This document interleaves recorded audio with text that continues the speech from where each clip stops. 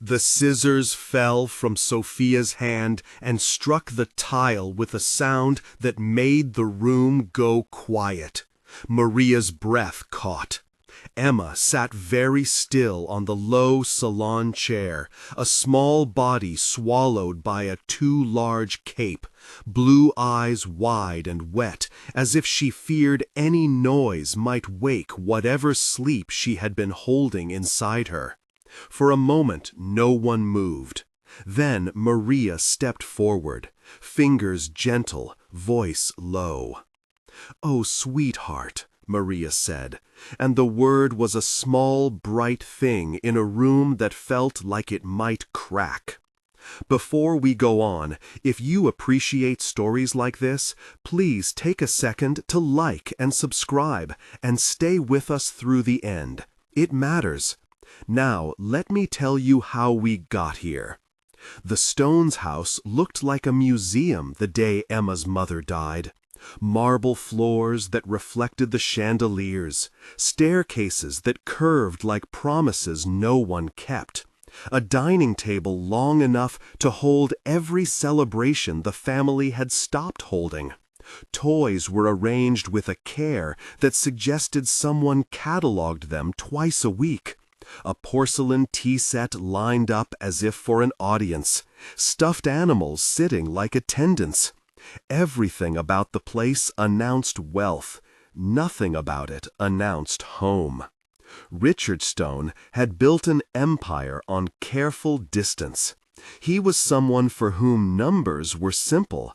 Human things were not. The newspapers liked the neat, sharp story. He left his wife for a younger woman, the daughter of a friend, a painter who smelled of turpentine and sun, and who laughed too loudly at dinners. The tabloids called it passion. The boardrooms called it a distraction. At home, it had turned into Emma.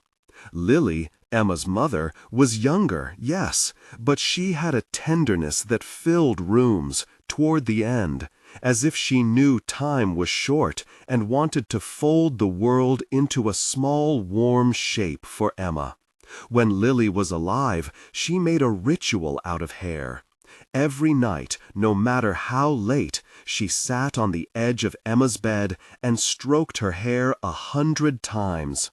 It was a silly number, Emma would giggle, but Lily would continue, counting slowly as if the count held the world together.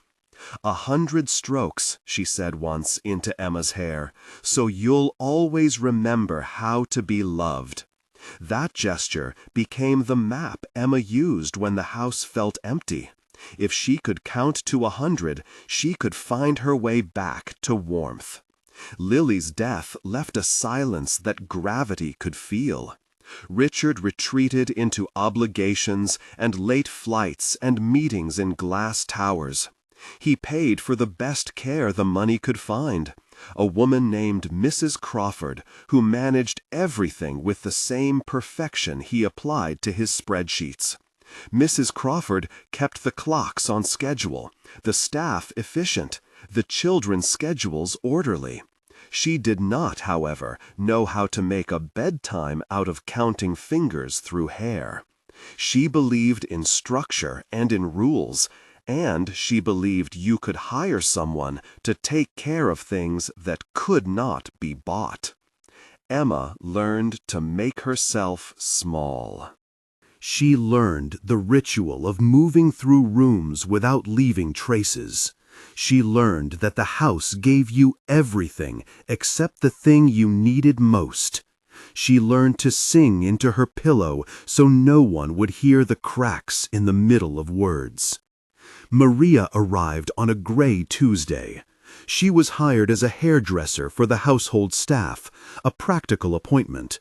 The family entertained, the children's appearances had to be impeccable, and with the weight of sympathy and schedule still heavy on Richard's shoulders, housekeeping meant outsourcing mourning. Maria carried a small soft bag, the kind a woman who works with others always carries: clips, a comb, oil, a steadying presence. She was used to fixing what could be fixed. Her own life was a patchwork of shifts at the salon and care for an ailing mother back in a cramped apartment downtown. She needed the job, but she also had a hands-on way of seeing people, as if hair were a map to someone's days. On her first morning, the house swallowed her in echoes. The butler introduced her to rooms and routines, to the temperature of the children's schedules.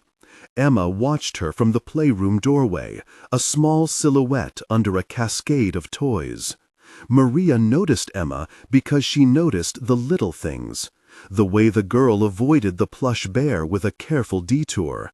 The way she traced the seam of the carpet as if counting steps. "Good morning," Maria said when she met Emma properly, and her voice had a warmth that wasn't performative. It came from years of coaxing people out of shells. Emma nodded, not sure what to do with friendship. Days turned into small rituals.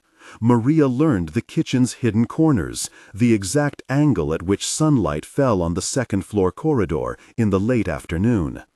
Emma learned to sit with Maria, to draw with shaky hands, to hand her a crooked picture of a house with a bright sun and a stick figure with 100 little dots representing hairstrokes. It was one of those afternoons when Maria sat behind the girl and brushed, more out of habit than necessity. She saw tangles, closer now than she had before, and she felt the tug of knots that had been left too long. Her fingers worked with a care born of practice. She applied oil, drew out the comb slowly, whispering to Emma, as if conversation could soften knots in both hair and life. "Is your mother with you when you sleep?" Maria asked softly. "No," Emma replied, and the smallness in the word made Maria stop. There was a distance in Emma's answer, as if she were naming an object long gone. Maria kept brushing. The matting was worse than Maria expected. It was dense near the crown, a tapestry of neglect rather than mere poor grooming. Follicles hidden under nests and fibers, skin peeking out as inflamed in places. There was no need to dwell on the ugly. Maria felt the urgency as instinct. She could tell, in the way some mothers tell, that what she saw was not the sort of problem that oil alone would dissolve. "Mr. Stone," Maria said, and for a second he did not see her as a person, but as a small disruption to his schedule. "Yes?" He rose because that was what habit demanded, acknowledgement in motion. There's a certain economy to the way the wealthy hear bad news. It is appraised as an expenditure, a risk, not always a relationship. Maria felt that in the pause before he asked what the problem was. "It's Emma," Maria said. She kept her voice steady by clinging to facts. "Her scalp is inflamed in several areas. There's an infestation we need to treat. Sophia thinks infection is present and recommends antibiotics and a medical exam." For a moment, Richard's composure held like a dam. Infestation? The word sounded foreign in his mouth, as if dirt could be a foreign currency he had never used. Then something like a flinch crossed his face, shock or the faint recognition of an old failure. "Mrs. Crawford manages everything. How—" "Mrs. Crawford isn't supervising Emma's personal care closely," Maria answered carefully.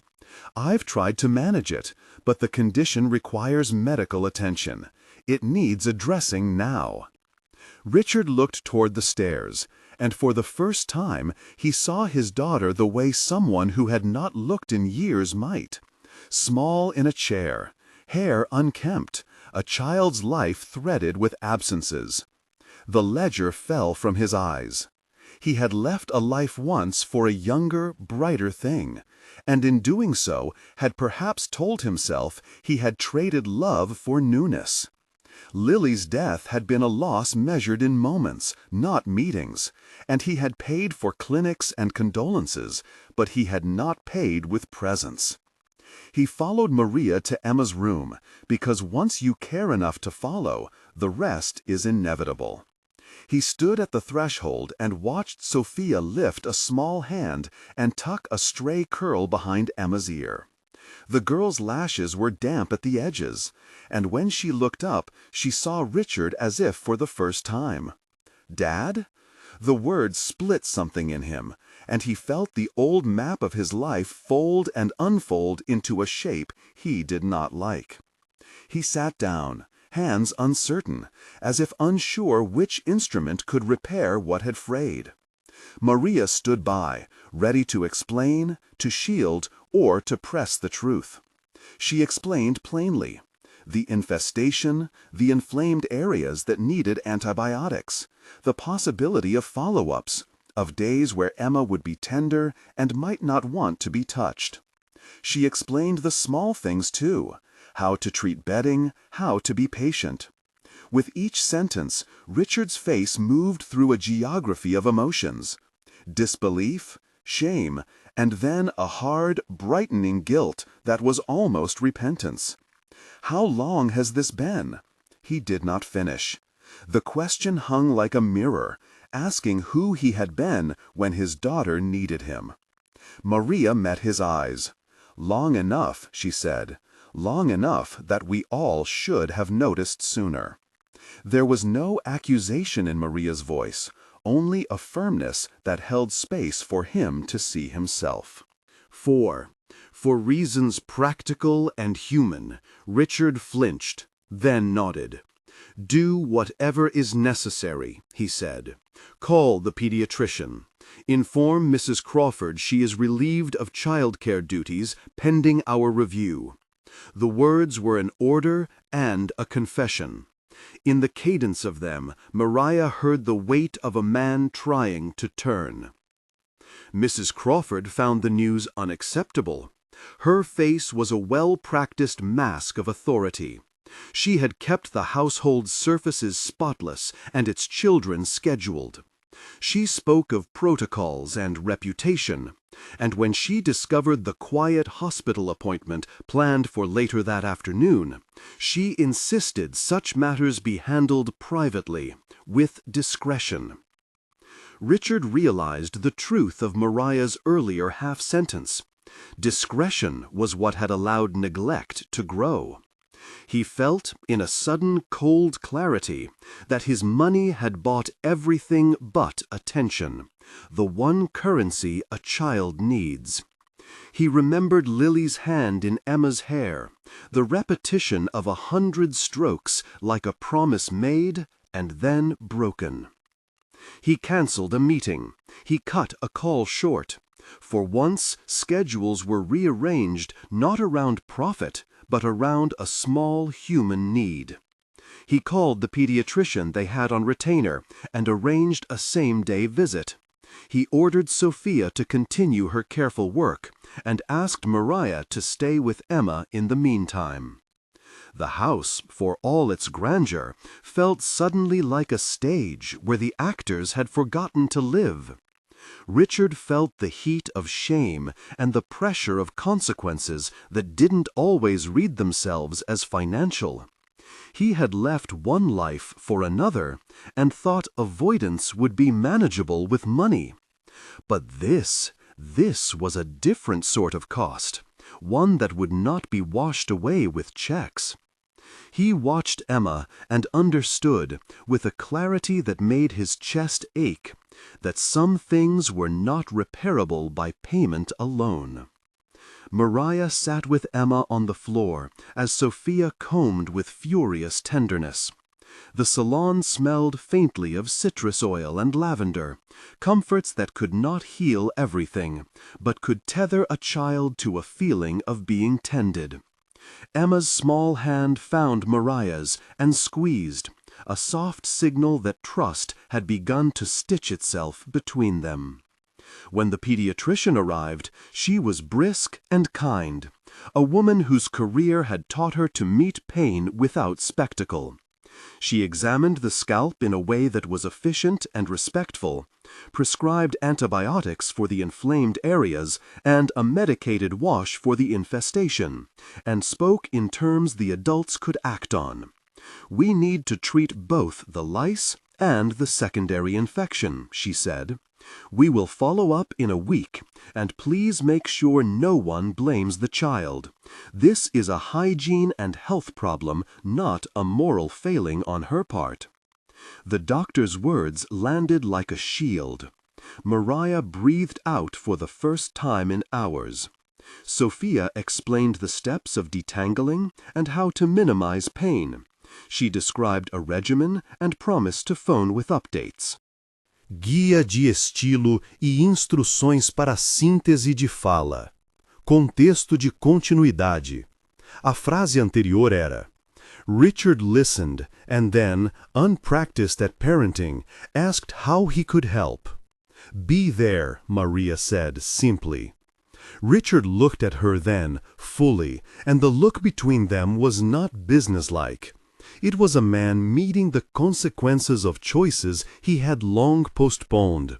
I will be, he said, and his voice was steady because he meant to make it so.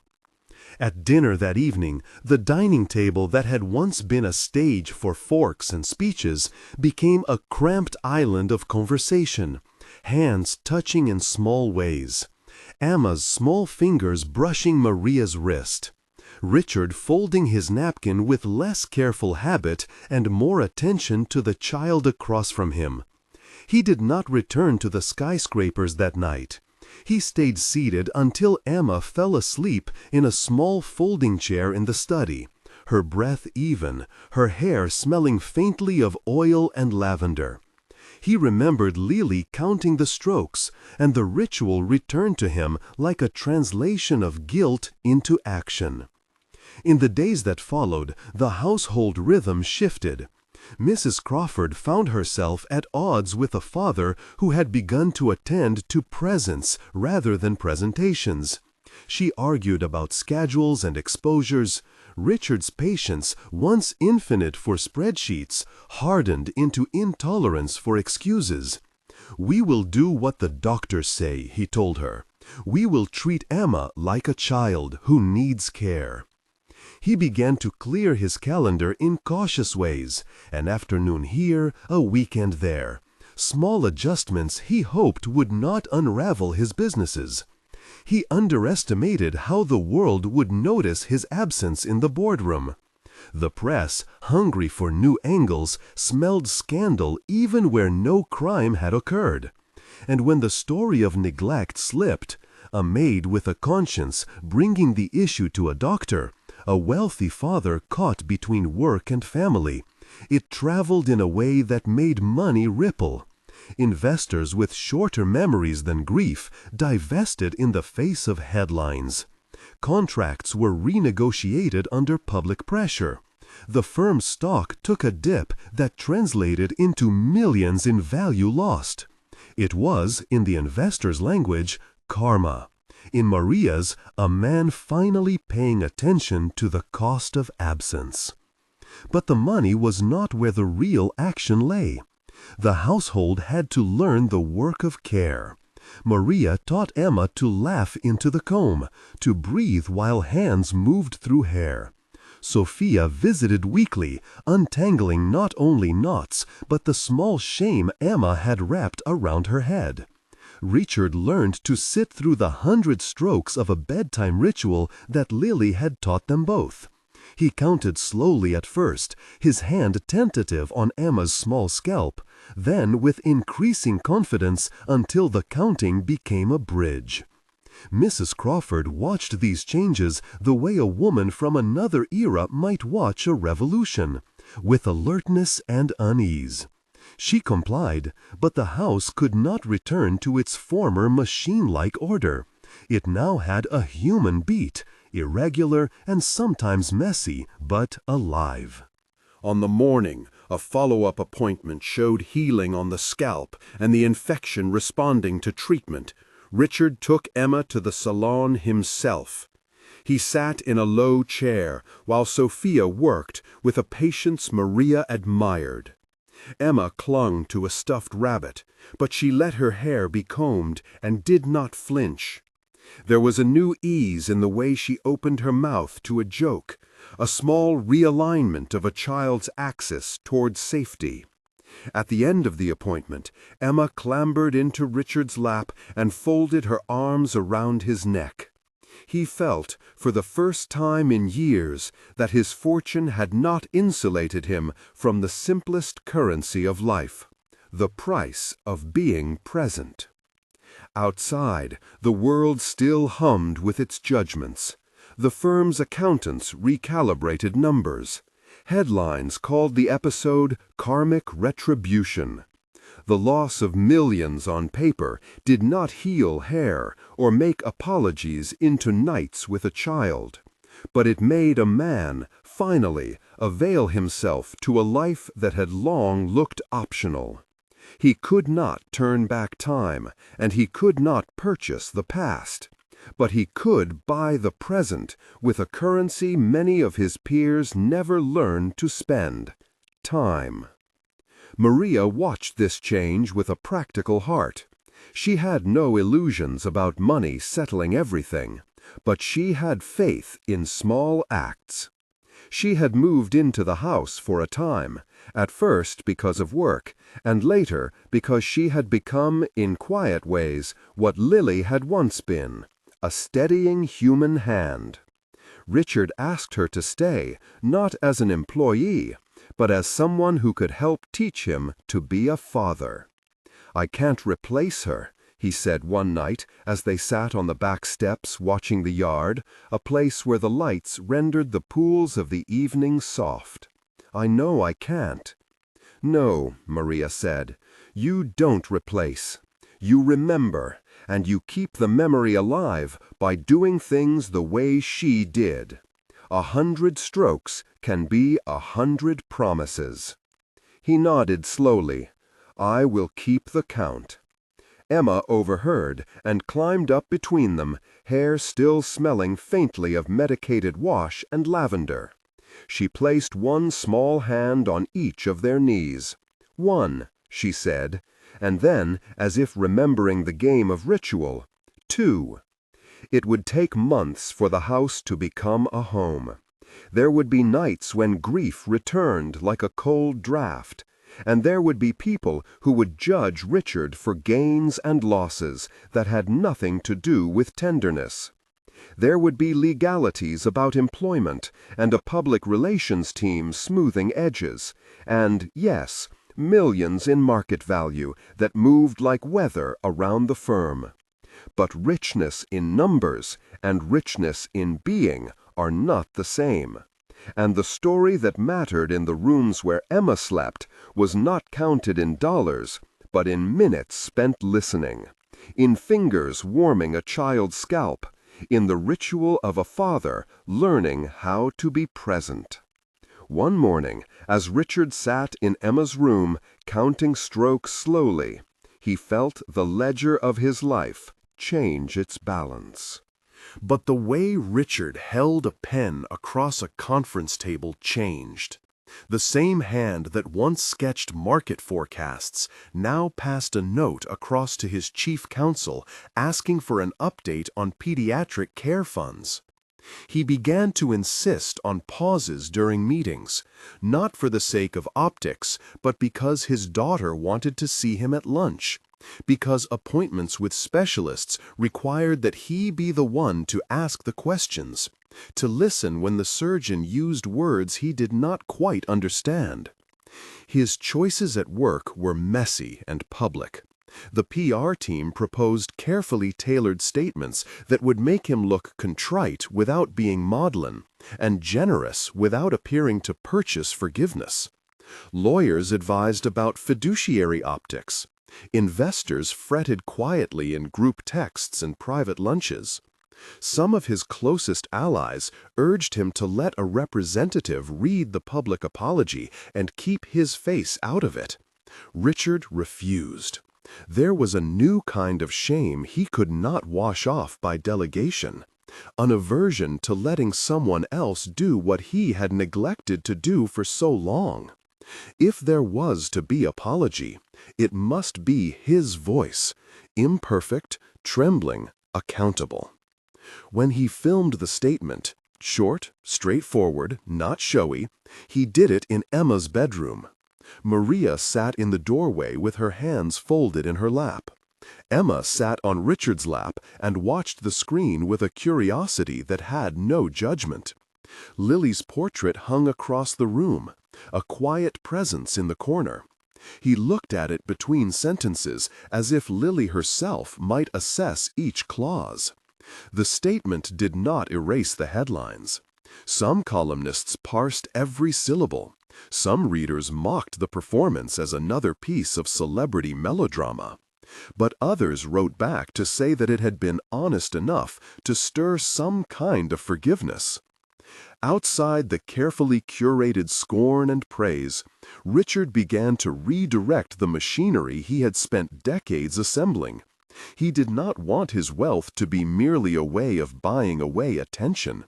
He wanted it directed, slowly, stubbornly, toward a place that could bear witness to Lily's life.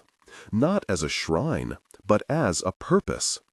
The Lily Fund, shelves bowed with legal briefs, signatories, and tax papers, was born not out of grand speeches, but from frantic nights of conversations with Maria and a small group of medical friends who knew how to set up a program that could fund research, ease hospital stays, and provide support workers for families who lived inside treatment schedules the way sailors lived inside storms.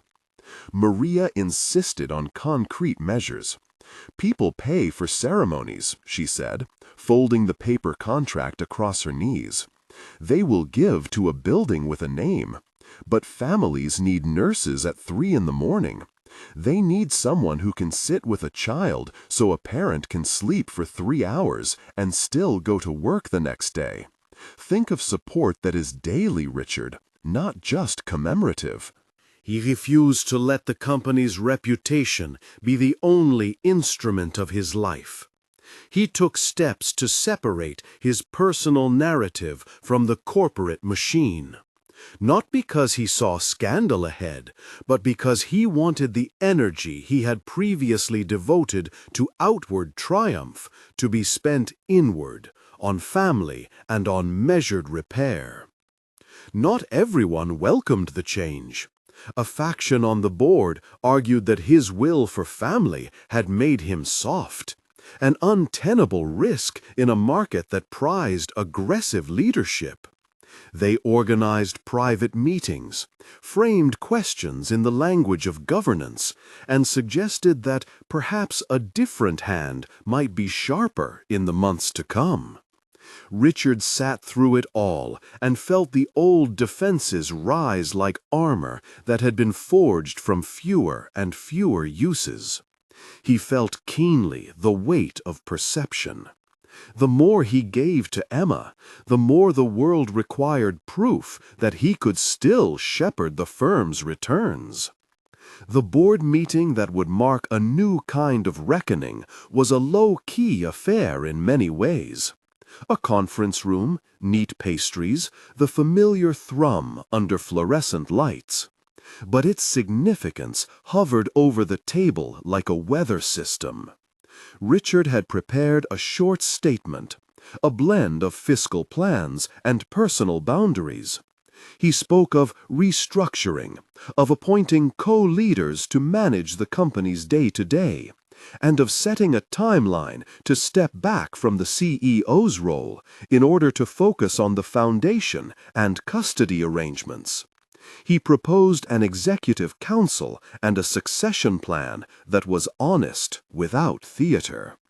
Silence followed his words for a long minute, the kind of silence that tests whether a community can accept a leader's vulnerability without interpreting it as weakness. Then, one by one, reactions unfurled. Some board members praised the clarity. A few grumbled about the timing. Others, quieter, asked questions about how the leadership transition would proceed. There was a moment of sharpness when an investor asked about stock performance and demanded assurances that the change would not be destabilizing. Richard answered with numbers and a steady voice, but at the heart of it, he said something that surprised even him.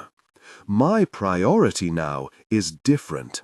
I will run this company in a way that recognizes children like my daughter and families like ours.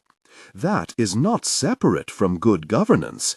It is an expansion of what stewardship means." After the meeting, a reporter asked for a quick comment. The cameras were smaller now, less relentless than the nights that had roared immediately after Lily's death. But they were still cameras, instruments that reduce complex people to digestible quotes. Richard chose not to speak there. He declined. Instead, he returned to the house, where Emma met him at the door with a drawing of a tree and 2 figures beneath it. "This is you and me," she said, pointing at the crooked stick figures. "You count strokes, and I count leaves." Richard sat with them, passing tissues, listening to stories of other children named for hope. He did not give speeches. He did something that felt more urgent. He sat in small conversations, let people tell him how their losses had shaped them, and in turn told them of the work the foundation would do. It felt in those hours like a proper use of the wealth he had amassed, not to exalt his name, but to extend a scaffolding that might ease someone else's midnight. Evenings after such days were exhausted in a way that was good. They cooked together, ate hastily, then read to Emma until sleep. Maria would make coffee and sit at the counter, reading a book by lamplight, her face lined, hands steady. Richard would watch them, and sometimes whisper a prayer he had not used since his childhood, a quiet asking for the strength to remain steady. The public narrative softened, in part because the story itself softened. A man who had once been defined by a particular ruthless charm now defined himself by repeated small acts of courage. The markets adjusted, as markets do. Some investors were impatient, but others were quietly persuaded by the company's new philanthropic partnerships and the long-term goodwill they fostered.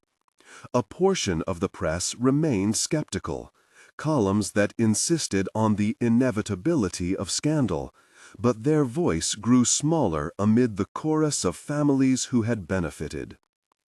And yet, the house still had nights when silence expanded and filled the corners with the smell of lingering coffee and the faint tang of a child's unresolved cough. There were nights when Richard stood in Lily's old studio, a room he had been avoiding, and found a photograph of them from years ago, frozen smiles, hands clasped. He would close the drawer gently and walk back downstairs where Emma slept, ribbon braided and hands tucked beneath her chin, waking only to clutch his finger as if she too needed proof of presence. On one such night, as rain slid against the window panes, Richard sat in the armchair with a list of obligations in his lap. The names on the list were obligations and promises, foundation partners to call, board members to placate, custody paperwork to file. He rubbed his eyes, and then, by habit of the old days, paged through emails instinctively. Instead, he found himself opening a composition window and typing a message that required no press office, no polished phrasing. He wrote to a woman he had once loved, but could not now contact for reconciliation, not to replace her or erase what had happened, but to tell her plainly that he had learned what it meant to be a father, and that he would do his best to honor what had been.